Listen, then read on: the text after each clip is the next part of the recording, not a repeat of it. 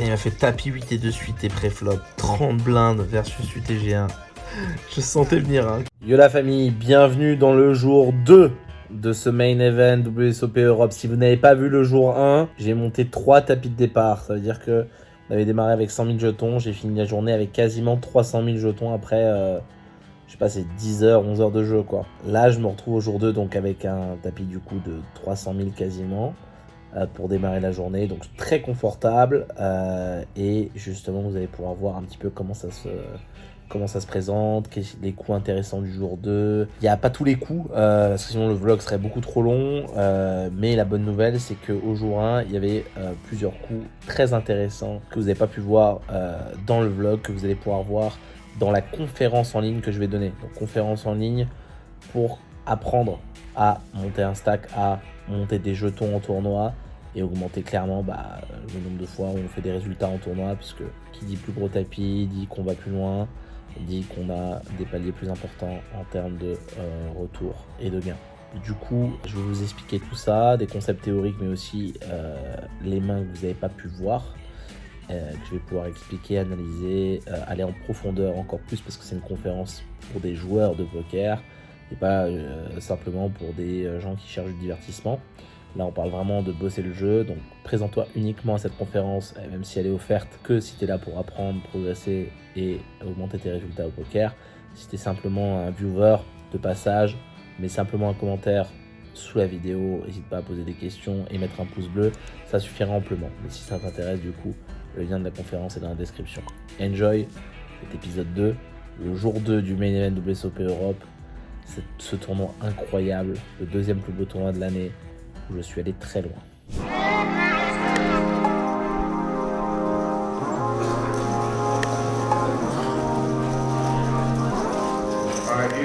C'était du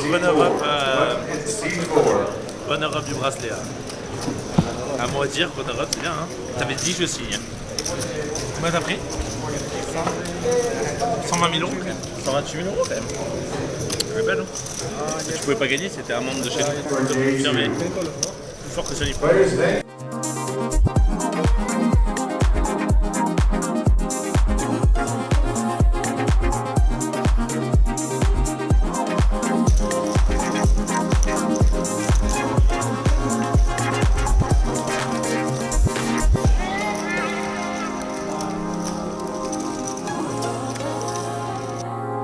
Paire de 9.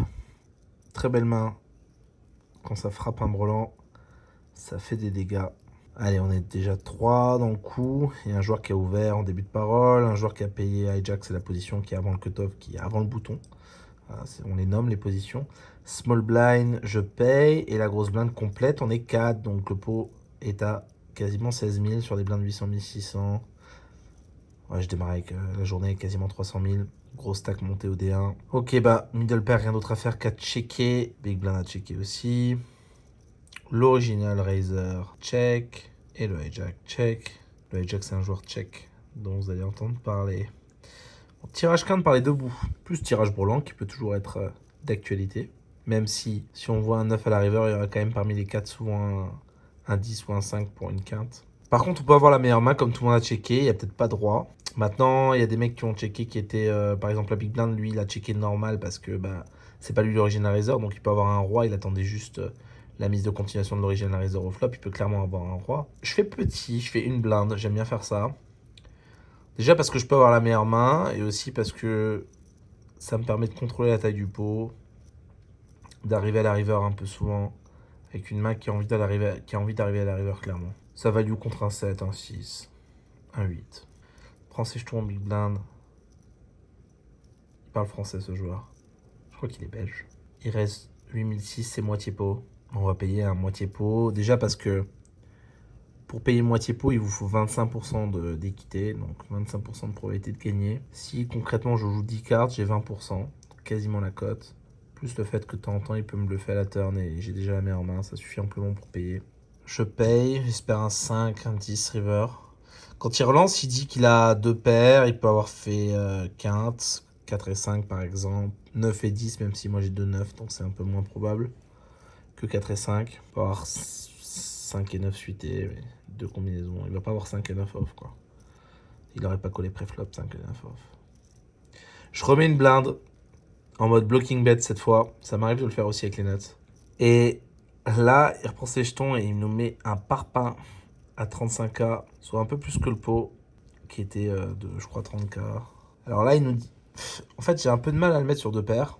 Je pense qu'il aurait fait moins avec 2 paires. Parce qu'il a quand même peur que de temps en temps, j'ai fait quinte et que j'ai une deuce, que je l'induis à me raise avec ce min-bet. Mais si, il peut avoir 2 paires, bien sûr. Il peut avoir 2 bonnes paires, on va dire, genre les rois 8. Peut-être pas 7 et 6, peut-être pas les moins bonnes paires, tu vois, parce qu'il aurait peur peut-être de perdre contre 2 paires supérieures ou quintes. Genre, je lui mets les 2 paires les plus hautes et les quintes. Et sinon, il a des bluffs, hein. Les trèfles ratés, valet 10. La 10, c'est ventral.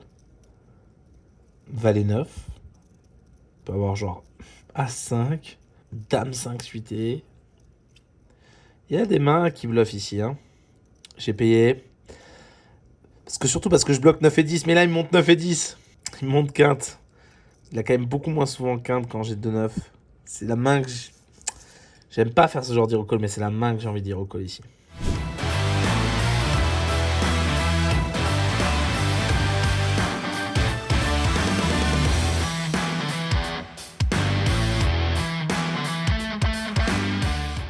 Le joueur tchèque, on va l'appeler Robocop de Tchèque, de République tchèque.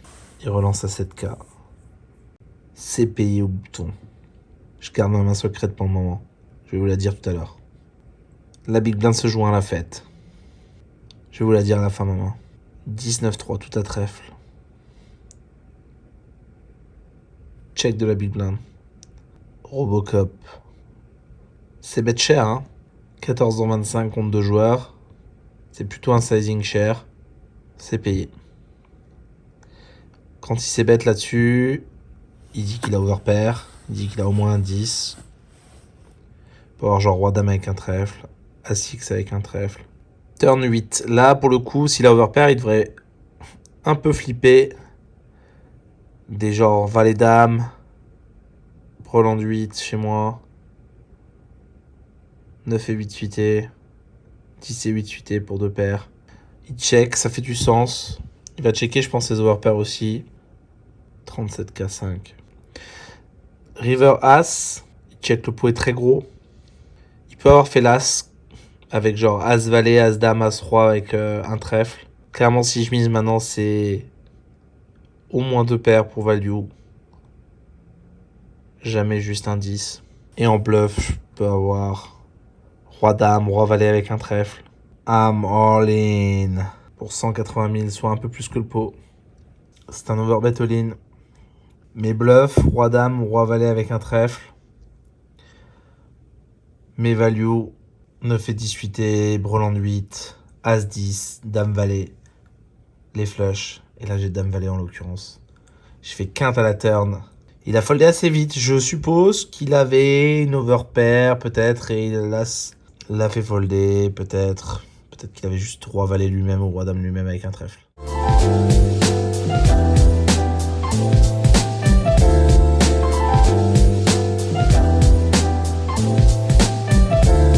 Non mais laissez-moi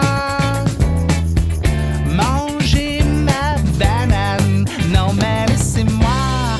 Non. Je commence à être plus short là, hein. Je compte mon tapis. Ça se passe beaucoup moins bien depuis quelques heures. J'ai genre une trentaine de blindes. On min raise. Je vais avoir 200K. Call du bouton qui m'a joué toute la journée. À chaque fois, il me 3BT. Je crois qu'il a gagné 6 coups sur 6 contre moi. J'ai jamais vu ses cartes. C'est terrible. On a l'impression qu'il m'a outplay. Il faut faire gaffe. Parfois, c'est juste une impression. Et le mec, il avait juste des cartes contre vous. Mais vraiment, hein, je gagne pas un coup contre lui. Et il me call encore en position. J'ai l'impression que je suis vraiment son bouc émissaire, pour être poli. Je mise une blinde, la classique. Il y a aussi la big blind qui est dans le coup. Je mise une blinde en 3 way. C'est tout petit. Et il relance. Ça fait toute la journée que je mise une blinde. Il peut en avoir marre, c'est sûr. Il relance pas très cher par contre. Vraiment pas cher. J'ai l'impression qu'il aurait fait plus cher en bluff. Mais il peut avoir une dame moins bien que moi. Il peut avoir peut-être paire de 8, paire de 9, paire de 7, paire de 6 en mode bah t'as fait une blinde, je vais quand même value ma main, protéger, faire sortir la big blind. Ça a du sens. Donc on a la meilleure main quasiment tout le temps pour le moment. Oh là, la brelan de dame incroyable. S'il a une dame, c'est incroyable maintenant. Évidemment, je vais checker, le laisser continuer à miser sa main. Que ce soit une dame ou une paire, je pense qu'il va probablement checker. Mais c'est pas grave, on prendra de la value river. Je peux faire aussi un petit 6K. Un petit 6K, ça me va. Un petit min bet, encore une fois. Un petit in blind. Ça, on prend un peu d'argent sur une paire. On va peut-être raiser encore la dame. Bon, il n'y a pas beaucoup de dames quand même que je bats. Enfin, qui vont coller pré-flop. Le raise, dame valet et dame 18 quoi. Dame 10 off, il va pas coller. Donc il n'y a que dame valet concrètement. Il relance encore. Donc là, ça commence à être un peu moins souvent une paire, j'ai l'impression. Là, paire de 8, paire de 6, paire de 16, je l'aurais bien vu payer. C'est peut-être plus un dame valet. Peut évidemment avoir full, hein. Paire de 5, paire de 4. Mais ouais. On va just call au cas où il a un bluff une fois de temps en temps. Si c'est 7 suité. 7 et 8 suité pour des ventrales.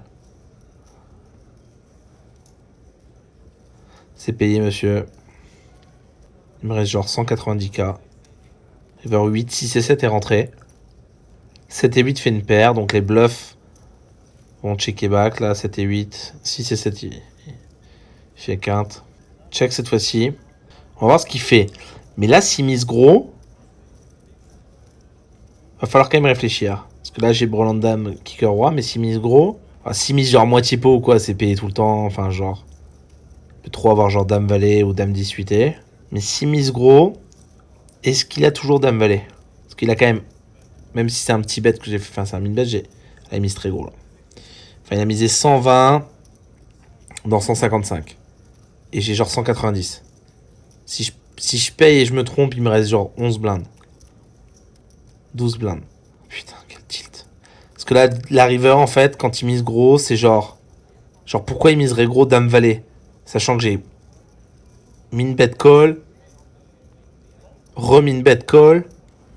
Ça montre quand même de la force. J'ai le droit d'avoir roi dame et as dame quand même. Et j'ai relancé préflop. Il a le droit de pas avoir 3 bêtes as dame aussi, hein, préflop. Hein. Il y a des joueurs qui 3 bêtent pas souvent as dame. Hein. Là, moi, je perds contre as dame. Concrètement, je gagne contre dame valet. Je perds contre as dame.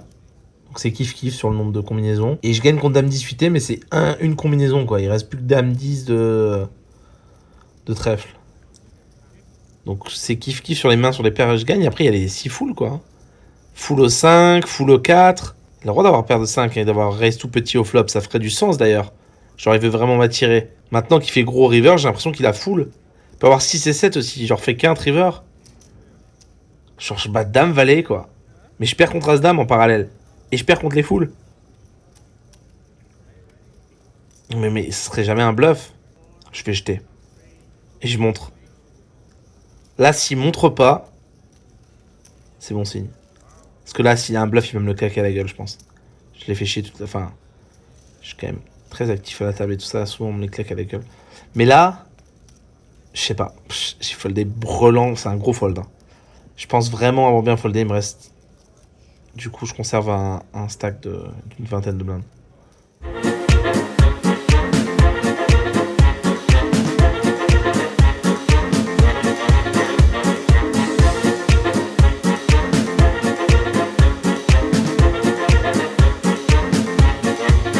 Blindes.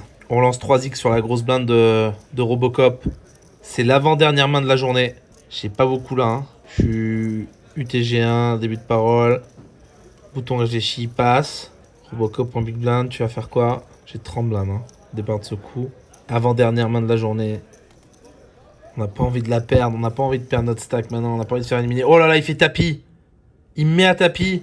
Je compte mon stack là. 150, plus mon 1160, 180k. 3 bêtes all-in, 180k, mon tapis. 30 blindes, allez, c'est payé. Il a 8 et 2 suités. Je le paye 30 blindes. Hein. Je le paye parce que je sais qu'il est un peu foufou. Je sais qu'il a souffert toute la journée. Je sais qu'il sait que c'est l'avant-dernière main de la journée. Il a envie de me mettre la pression. Pan le valet. Allez, il m'a pas mis le 8 river, ni le 2. Il m'a fait tapis 8 et 2 suités pré-flop. 30 blindes versus UTG1. Je sentais venir hein, qu'il allait pas se laisser faire sur l'avant-dernière main. Incroyable. Les gens sont choqués à la table. Bro, his range was already king 6 before that end, and it became 8 deuce. After that end, it became 8 deuce. Of course, bro. Like the French need. You get it? I was snapping, but I just checked my stack again.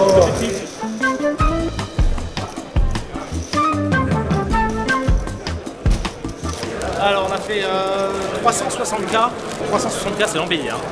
C'est mon plus haut point de la journée.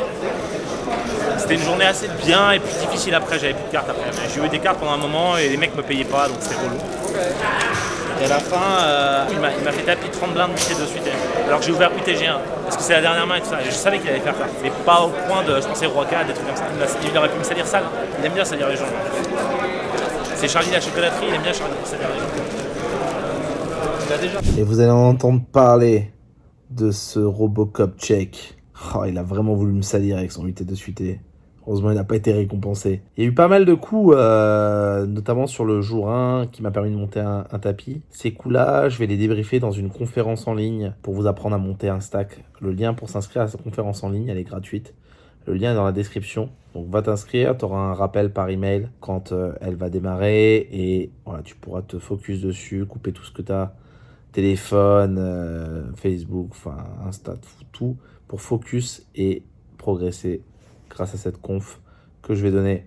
Voilà, enjoy, bon visionnage, pense à mettre un pouce bleu sur cette vidéo, abonne-toi à la chaîne si tu veux voir l'épisode 3 de ce Main Event WSOP, le Day 3, parce que là on commence à être beaucoup plus loin, très proche des places payées. Est-ce que je vais faire place payée ou non? Vous le savez, parce que voilà, ça a été écrit partout, il y a eu du live, coverage, enfin bref, vous le savez, mais ce que vous voulez voir, c'est comment j'y suis arrivé, comment je suis arrivé si loin dans ce tournoi. Tout ça, vous le saurez dans les prochains épisodes, donc abonnez-vous à la chaîne. Ciao.